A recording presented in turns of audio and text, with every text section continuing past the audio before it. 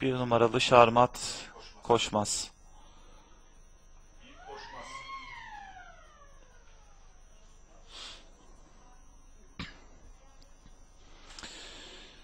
Diğer atlar starting box içinde, beyaz bayrak kaldırıldı.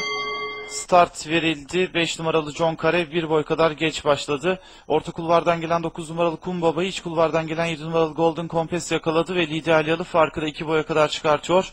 9 numaralı Kum Baba ikincilikte, 3 boy kadar geride 6 numaralı Zafer Yolu.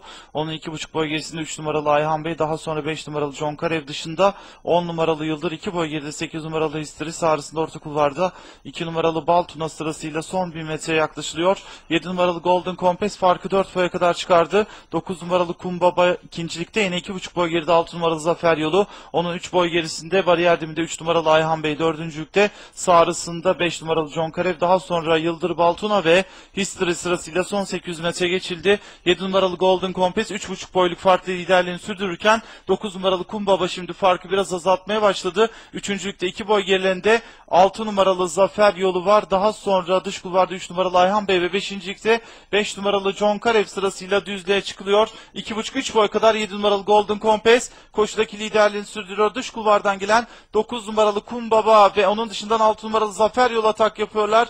Daha geriden 3 numaralı Ayhan Bey, John Karev'de gelmeye çalışıyorlar. Şimdi farklar azaldı biraz. 7 numaralı Golden Compass 1,5 boy kadar önde. Orta kulvardan 6 numaralı Zafer Yolu, içeriden Kum Baba, dış kulvardan John Karev'in, orta kulvardan 2 numaralı Baltuna'nın çabaları var. Golden Compass 6 numaralı Zafer Yolu yakaladı. Son metrelerde 6 numaralı Zafer Yolu hakim oluyor ve koşuyu da kazanıyor.